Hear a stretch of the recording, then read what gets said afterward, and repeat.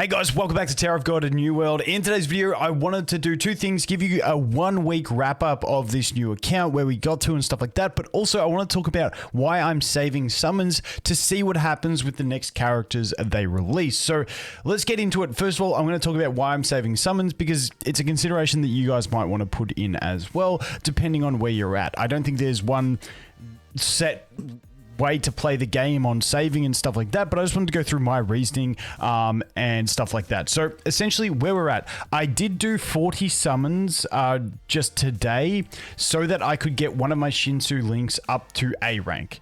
I wanted one of them to A rank. It's a big buff, and I did that so that I could get it. So in 40 summons, for those who have been paying attention to the account, I pulled one Ihwa, one Bomb, and an Endorsi as well. That's what I pulled from 40 pulls, just getting myself up to that Shinsu link level. But why I'm saving, so if you look at my account here, we're currently in chapter 16-4. Now, I'm pretty stuck here because basically just power difference. I'm really getting smashed by power difference, and through campaign, the hardest teams for my account have been these red teams that have had Hua and Green Chick. Like, they just absolutely slap me because they both focus my main DPS and it just dies. The only way I managed to get through these teams in general floors where I only had one team to build was by having my Data Mashni as my highest level character, then also having Data Zahad in the team along with Evan, along with Hua and Ihwa. It was the only way I could do it because Hua and Ihwa can both do decent damage at lower levels, but neither one of them can just carry it at a low level, so I had them as both low level damage dealers. Zahad to tank the early damage, Evan for obvious Evan reasons, and then Data Mashni because she'd be invisible at the start of the battle, then she'd just like take all the focus from the enemy Hua and basically all the enemy team, and then that's how I could do it. I can't do that here, and now the power deficit has gotten huge, so I'm sort of basically stuck no matter what I do here. Now, I do think that if I had a 5 Rainbow Star Huarian, maybe I could do it because she'd get her ult off early enough, but I'm not willing to take that bet right now. And so as you can see, I'm sort of set. I've got my damage dealer number 1 and my damage dealer number 2 set. The only one unit that I really wish I had was a yellowy for my red team, but we'll figure it out because if we look at team 2, it's not too bad. We should be able to slap this with anything. It's more this team 1 that I'm working on. But essentially, I have my 2 units built up pretty well for my 2 main DPS. So I've been very fortunate to get that. If I didn't have 2 units at least red 3-star, for my carry units, I would definitely be just pumping my summons in because I'd want to get those 2 carries for 16. But at this stage, I just need some more AFK loot. I need a bit more gear because if we go to gear, I've got 1 yellow piece on Huarian and I've got 1 yellow piece on Ihwa. So I haven't had a chance to gather too much gear, but I'm pretty happy with where my units are at. The other thing is we just got the underground laboratory updated, and so we've got Uruk. So apologies if I say his name bad, but looking at his kit, he just looks absolutely cracked. Now, this isn't guaranteed to be exactly what his kit is going to be as a playable character, but normally it's similar to the playstyle of the character, and I think his playstyle looks sick. So I kind of want to wait for him. I also want to wait and see what comes in the next update. They said they were doing 2 weekly updates, so we should be like a week away, maybe a bit less, from the next characters being announced so that we can see what we've got coming. If we get to that point where we see the new characters and I don't think they're really viable, then I will just go ahead and pop my summons and beef up the characters that I do have. But I don't want to do that yet just because I want to see if there's something else, whether it's a support character that I really want to get 1 copy of, because we do get those events, which is really nice to be able to beef up a character, or if we get like a 3rd DPS unit that I can really go into. Now, when I talk about Uruk, the thing with him is I'm close to an SSR Plus pity. They have also mentioned that they put their little temporary fixes in for SSR Pluses in the store. Basically, they just put whale fixes in, but they talked about making more implementations. So I also want to wait for this update to see if they make SSR Plus acquisition easier or if they make any changes to it, because I have this hope that they're going to fix SSR Pluses and how we obtain them and just the randomness and stuff like that. because they have identified it as an issue. So I want to wait for this one update, wait till we get some patch notes and see what happens there, because it would be really nice if they make it like selectable on the SSR Plus pity so you can choose one, or if they make some decent changes to it. I want to be sitting there with some summons to maybe be able to take advantage of it. And like I said, my account is at a point now where it's progressed well enough with my 2 main DPS that I'm happy to sit on a few summons. Now there's one situation in which I may change my tune and summon early, and that is basically I'm trying to keep up in both Ranker Arena and regular arena on my server. Ranker Arena because I want to get into the high Ranker Arena, which I'm currently, I think, just squeezing into. There we go, I'm at P14, the top 20 get in. So I really want to try and get into that. So if I need to summon to try and keep my rankings in these things, then I will. But in general, if I don't need to do that, I just kind of want to save my summons and wait and see what happens for the update. So that is my considerations. Like I said, if you want to save, it's completely up to you. It's very dependent on an account. Like I said, my account is 1 week old. Like we're at the end of my 7th day today. And I'm pretty happy. I've been god tier lucky. And I'm pretty happy with where my 2 main carries are at. And I just want to see if there's like maybe a 3rd carry or something, changes to the SSR Pluses, something like that, that will be valuable to me. And waiting a week or so to see patch notes, I'm happy to do that. But once again, if there's nothing that really grabs me in this next patch, I'm just going to dump those summons and try and beef out these 2 units and get them as high as possible. Hopefully get at least one of them. If I go ahead and summon, I'm probably going to swap Huarian back to the main spot, try and get those extra 5 copies of her so that she can really solo carry my red team. And then yellow's got pretty good support with Evan and Bomb, and so I'm happy to have her at a bit lower. So that's pretty much where I'm looking at. But as for the account update, like I said, I made a video yesterday talking about how I get so many summons.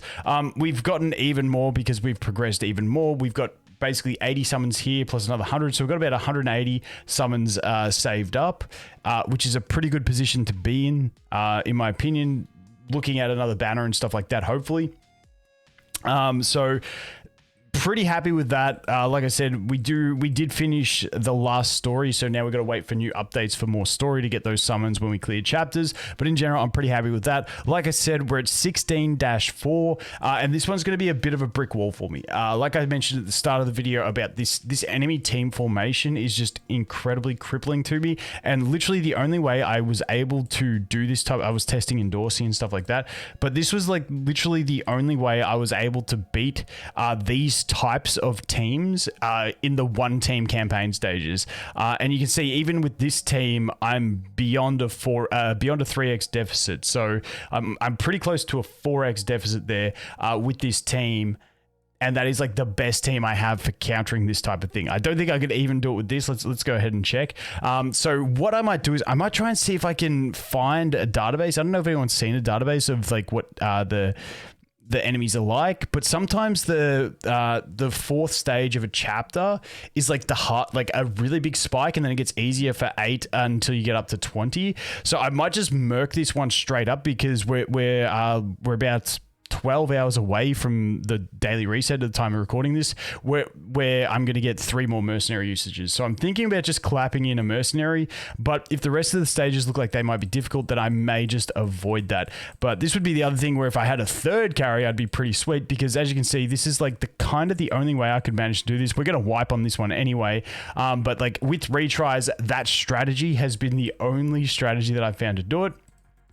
And the problem with doing that is I've used literally everything I have at my disposal to be that team. If you look at team 2, we're quite limited. Maybe we could do a Karaka cheese and carry it that way. I don't know.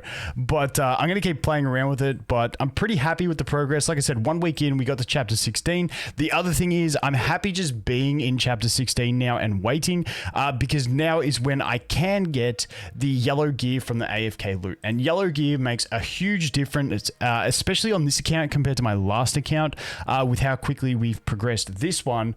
The difference is that yellow gear is a massive increase, because I don't have like everyone on like the A+ gear yet. Like she's got gloves A+, but you can see this one's still in the purple, the B+ or whatever it is.